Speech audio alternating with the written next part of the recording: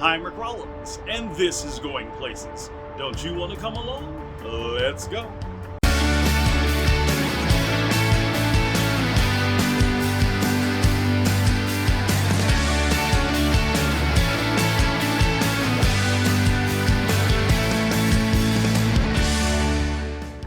Hello and welcome to this edition of Going Places. Thank you for joining us. We're excited about today's show. We've got our business spotlight of the week with Kat Rodriguez and Paper Magic. We're going to introduce you to Matt and Natasha, who are getting married at the mall today. That's right, at the mall at West Shore Plaza. Find out when and how you can attend. But first up, let me introduce you to Quinn Brewington. Quinn is the owner of the Second Act Summit, and she's better known on Instagram as Sister Lady Girl. All of this and more, starting now. There are people in life who have often asked for a second chance, a second act. Here's the opportunity. Why? Because Sister Lady Girl, AKA Quinn Brewington, is in the house. And we're going to talk about not only her Second Act Summit, but how we move into the next phase of our next. I'm so glad you're with us today, Quinn. Thank you for taking the time to join us here on Going Places. Thank you so much for having me. I'm excited to talk to you. When I was reading through your bio, there were a couple of things that leapt off the page. And so we want to jump in, and then we're going to go back to how you started this. And I think that we can kind of put this together, that we believe as the 40-plussers that life is just beginning, that the second act is really the first act rising, that this is the opportunity for us to get it right. Would you agree with that? Oh, I absolutely agree. The only thing that I didn't know previously was things that were never taught to me as a kid. We weren't taught to believe that we had those opportunities. Right. And I felt like I got a really late start. And now that I know that there are possibilities for me, now that I know that this is the start of my second act, it just fuels me to keep going. And I'm like super excited to figure out what comes next and also share with other women like me how they can do it too. So you say from the empty nester to the grandmother, it's never too late. Never too late. I am living proof. I mean, I went back to college to get my second degree at the age of 49. Oh, wow. Okay. Yeah. Okay. Yeah. Wow. I'm impressed. Kudos, because I thought about it. And after they told me all the things, they were like, you're going to have, I was like, oh, no, that's not me at this juncture. Now, maybe later, but not right now. Yeah.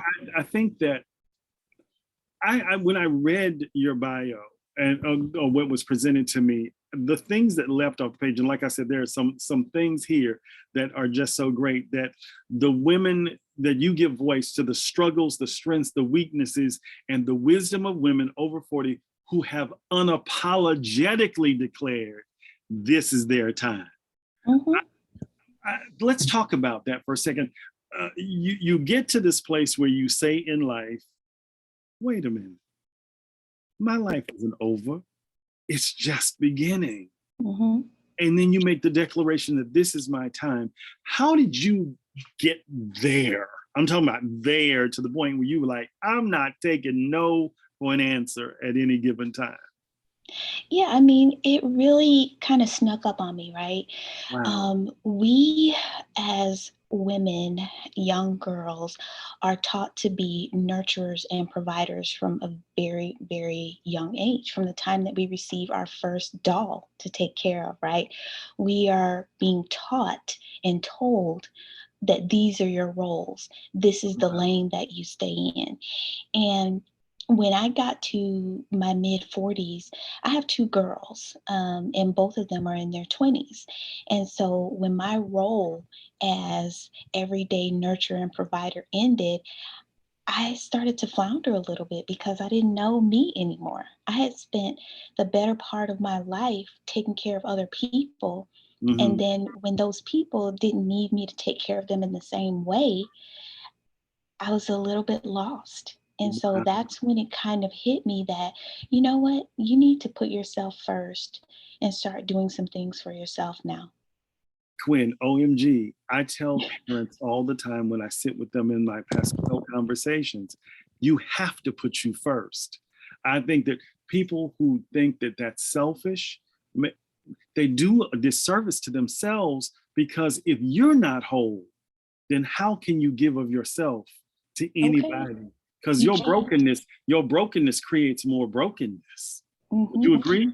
It's very true. I mean, think about this. When you're on a plane and they're giving you this whole explanation about, safety procedures, they tell you put your own mask on first Come on, Gwen. because Yes. you can't help anybody if you haven't helped yourself first. And so I think as women, particularly as Black women, we get it twisted Mm-hmm. because we've been told, and we have taken pride in the fact that we are these nurturers and we are Words. Yeah. providers. And there's no shame in that. I love my role as a mother. I love my role as a wife, but there's so much more to me than Yes. that. Yes. And this is my chance to explore that. Baby, if that didn't tell the people why they need to be at the second act summit, I don't know what will. Quit. First of all, you're going to have to come back. You're going to have to come back and I would do love stuff that. again. I love the fact that Zoom allows us to do whatever we want to do. I came into Zoom kicking and screaming, and now I love it. So, Quinn, let's tell them real quick about the summit. You wait, Okay. look, ladies, husbands of ladies. You need to make sure that you send your wife, gift her with tickets to the second act summit. She will come back a whole different person. I'm telling you what I know. I'm sitting here and it's listening, Quinn, I had chill bumps. I was like, okay, I don't want to, but no, I rambled on. I need you to tell them how to come to the summit. Go ahead. Yeah, I mean, this is our first year. Well, this is our second year of doing the summit. The first summit, which is being sponsored by Connect Forward for the second year, was all virtual. And we had about 500 women who registered for that event. And so this is our first hybrid event, meaning that we are going to be online as well as in person here in Tampa, in beautiful Tampa, Florida, at the Orlo House and Ballroom in Hyde Park. That's at 315 Plant Avenue in Tampa, and at Saturday, April 30th from 11 to 3 p.m.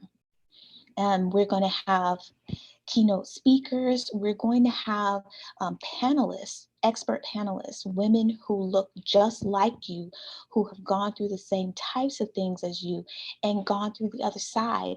Mm-hmm. They're going to be letting you ask them questions and give you their tips and tools for how to make your next act your best act. So we're But going to get not your into last act. not your last best act. act. That's right. Okay, so the QR code is coming up right now.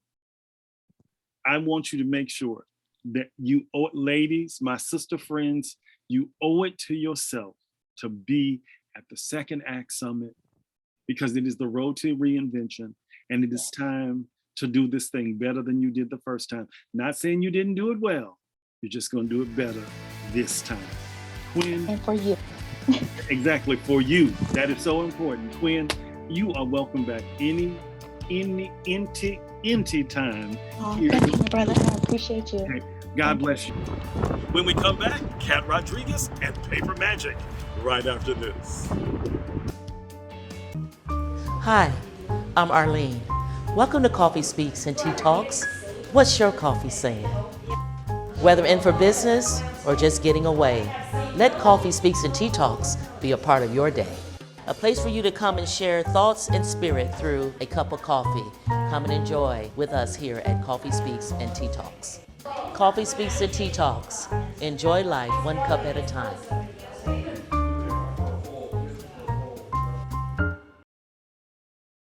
When you look at the number of disasters in the U.S., chances are every area will deal with some kind of emergency in the next decade. And between school, sports, and social lives, chances are you won't be with your kids when it happens. Will they know what to do? Ready.gov/kids has the educational tools and information to make the conversation easy. When the time comes, chances are they'll feel prepared, not scared. So talk with your family today. Welcome back to this edition of Going Places. Without further ado, it's Kat and her Paper Magic. Take it away. There are people who make me go, oh.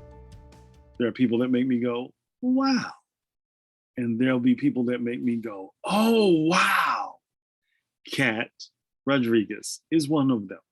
Kat is the curator, the extraordinary planner that makes every event special, from the invitation to the concept to the completion. Won't you help me welcome the CEO of Paper Magic, the head designer, the head diva in charge, Kat Rodriguez. Thank you, Rick. Thank you. Hello, everyone, and thank you, Rick, for having me on here. Cool. A little bit about just a little bit about my background, and what most people ask me, what started it for you? Well, it actually started with a scrapbooking workshop. Made greeting cards back in 2003. Someone approached me, hey, can you make quinceañera invitation? I don't know, but I can try. Challenge accepted. And here I am almost 15 years later, more than 15 years later. Would you start when you were 2?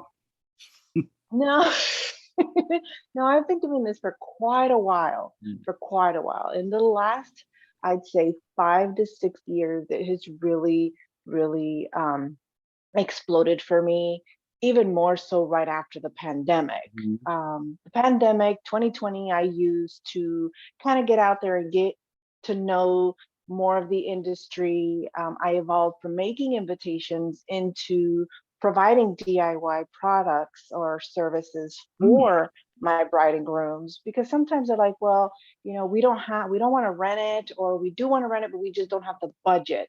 So I provide budget-friendly ideas that couples and even parents of quinceañeras can do for their event. So from that, then it evolved into coordinating the events. I love organization. I love to keep things organized. And I'm a Leo. You come here and help me, please? I'm a Leo, so I'm a natural born leader. I do know how to follow, but again, I am more of, I'd rather make sure that your event goes well, even if it's just providing a little bit of my insight or opinion. I'm available to talk to anyone, whether you hire me or not, whether it be for invitations, for decorating services, and or day of coordinating. I'm here as a consultant as well to help, get you through that little rut. Okay, so let's go back. And I always like doing this. So let's go back to little Kat.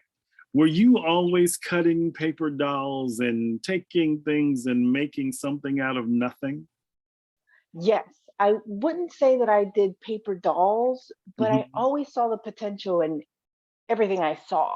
Being the oldest daughter of migrants, we kind of,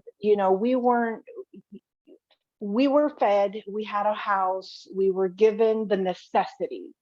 Anything extra, we had to work for, or we had to build. So my brother and I, who is almost my twin, we would find ways to just be creative with our time. I remember we had those tricycle plastic bikes with the big wheel in the front, and we would get the little acorn caps, and we'd have the wax myrtle flowers, and we'd pull them. Since we had them in the yard, we had a purple, a white, and a pink, and we would pretend it's ice cream. So we would pull the little flowers and just put them in the little ice cream cone, and that would be the ice cream, and we would sell them. And the money was orange leaves. That's how we would pay. So we would go around. So we were always finding things to be that were creative. So it didn't necessarily start out as paper, but we always found ways to kind of make things, since we couldn't really have them all. So you made sure that, and I love that. I love that about you. because from humble beginnings often happens the greatest enterprises. And I look at you and what you do. And like I said, I'm in awe of you because as a designer, as an event planner, I wish I could do half the stuff you do. Now I think I'm good at what I do, but you, my friend, just rock the boat. I mean, you really do. Thank And you. so one of the reasons I want to make you the business spotlight is because as I said, I admire what you do and how beautifully you do it. So when we come back, Kat is gonna, I'm gonna call you Pat. Kat is gonna show, I have a friend named Pat too. Kat is going to show us how to take the simplest and take it from simple and simplistic to fabulous. And we're going to tell you about this project that we're working on together when Going Places continues right after this.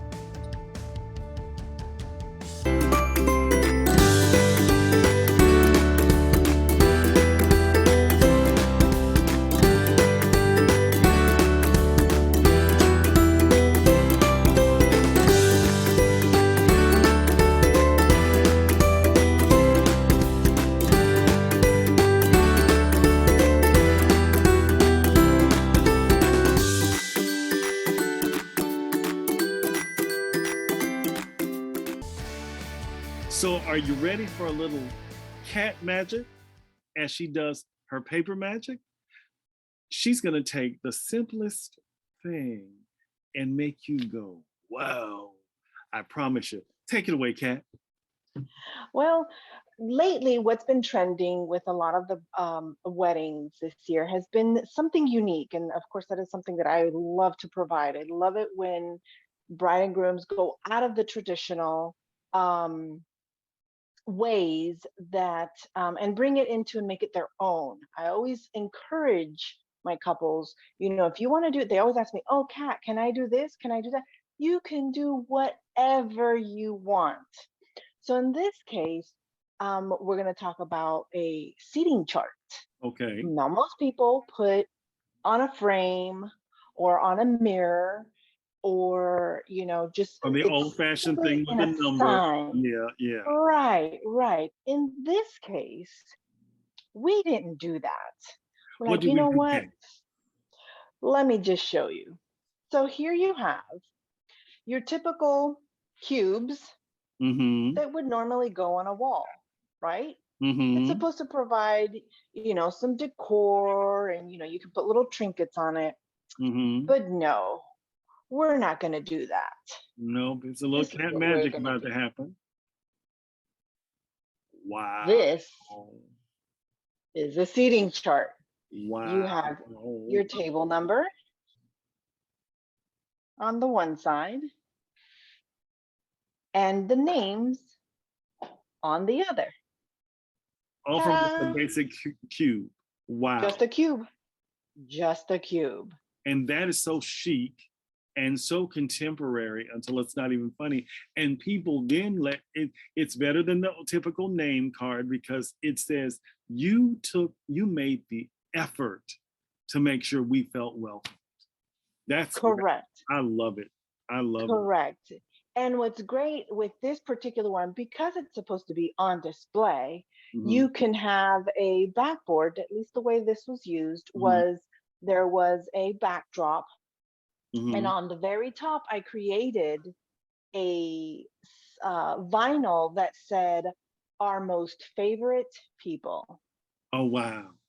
Wow. Again, make it even more personal for your guests, for them to feel welcomed and say, oh, wow, I had the honor of being placed on something as exquisite as, a handwritten mirror or something as simple as a cube.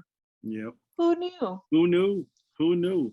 So Kat and I are working on this project together that you're going to meet Matt and Natasha later in the show, but there's a wedding happening at West Shore Mall. And so when they told me who the event planner was, I said, I'm in. And so Kat, let's talk about what we're doing for Matt and Natasha. Well, of course, very unique. Who gets married at the mall? Yes. You know, Yes, that's no one true. ever thinks to get married at the mall. No, Like, okay, so where would you have the ceremony? Center the court. court. They have a beautiful, beautiful setting. Hmm. Okay. And where are you going to have your reception? Well, there are plenty of eateries. In That's this true. case, we're heading to Maggiano's. Love me some So, marshmallows. Yes. yes, yes, we have even made it a tradition, Tasha and I, to every time we go to the mall, we've got to go have us a glass of that famous sangria. And that sangria is it's the bomb diggity. Mm. It's so good. It's so good. So, again, getting married at the mall, Hmm. it can't get as unique as that. True. So they will be getting married in center court, and they will be having quite a few guests. So we're Wow. going to somehow pack 120 guests into center court for this wedding and still allow for the public to kind of walk through the mall because you can't shut down the mall. No, we can't shut it down. No. People still have to do their shopping. Yeah. So, and of course, after the ceremony, Tasha had decided, you know what? Instead of a cocktail hour, we're going to do a shopping hour. So their guests are going to be able to shop Oh wow. for an hour, Wow. for an hour before they head on over, or however long it takes them, Mhm. before they head on over to Maggiano's for the reception, Wow. for the real With a real cocktail hour. hour. Okay. A shopping hour. I love it, Tasha. I love it. Well, I can't look. Look, y'all. I promise you, in the soon coming day, we will show you what this extravaganza at the mall looked like. But when we come back, you'll meet the bride and groom who decided to get married at the mall, and we'll tell you why right after this.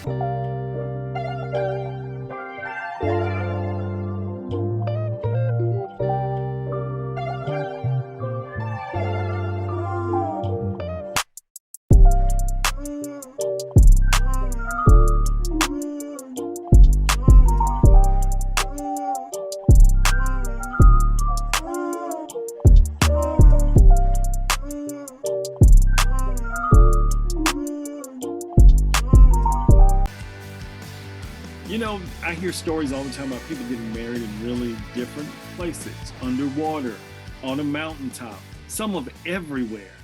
But I never heard of anyone getting married onto the mall until now. Matt and Natasha are getting married today at West Shore Plaza, and I'm honored to be the person dressing Matt and his groomsmen, their sons, today on this special day. But before they do their I do's, we want to know how they got to this point. Won't you help me welcome Natasha and Matt? Welcome to this edition of Going Places, you guys. Are you excited about today? Yes, we are very excited. Okay, so we're gonna catch up real quick. First of all, how did you meet?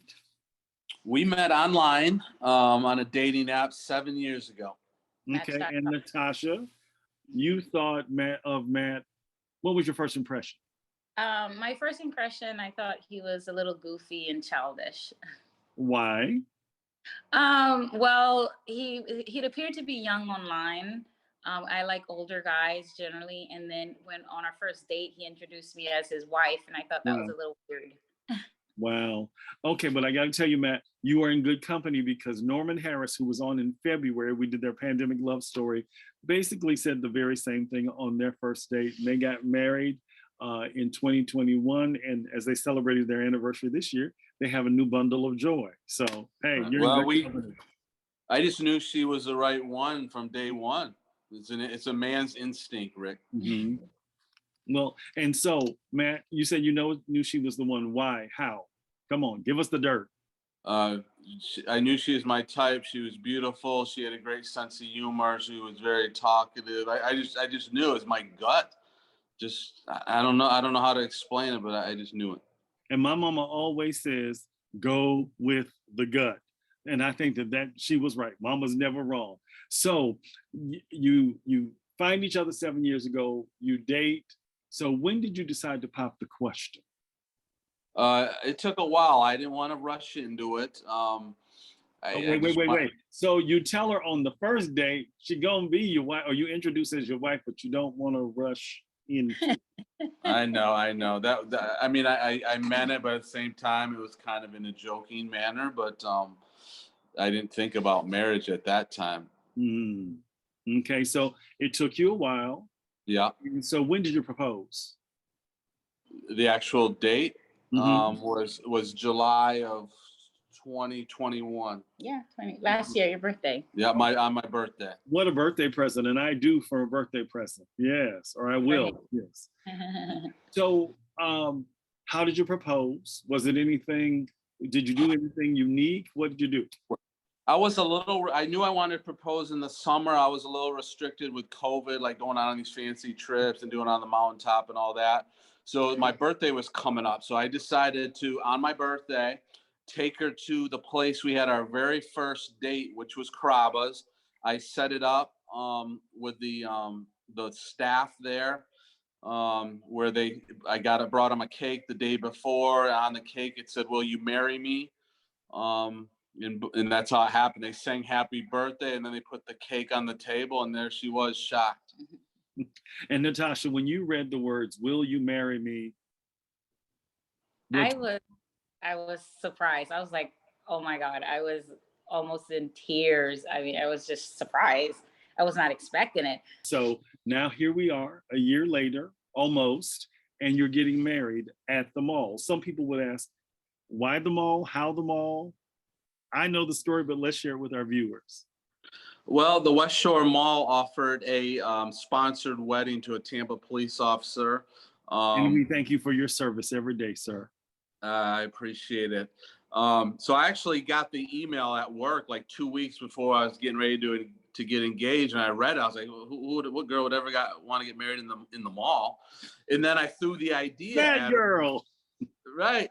I threw the idea at her after I proposed, and she said, "Yeah, why not?" So it was like me and I think just two other officers. I happened to win the little drawing, and I got it. Well, we're glad you did. And I have to say to you that it's been a pleasure working with you.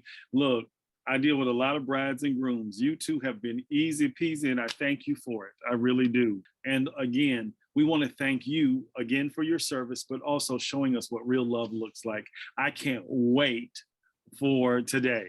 So those of you that want to come and stand around, you can do that. All the chairs are already taken, but the nuptials happen at what time, you guys? 12:15. At 12:15. Now, I've been meaning to ask this. Is there a significance to 12:15? Yes. Okay. It is up to my favorite numbers. It's my birthday. Okay. All right. 12:15.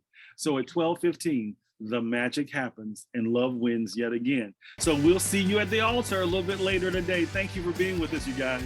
To all of our guests today, thank you for joining us, especially to Matt and Natasha. Congratulations. I can't wait to see you later in the day. And next week, we'll have some scenes from the wedding.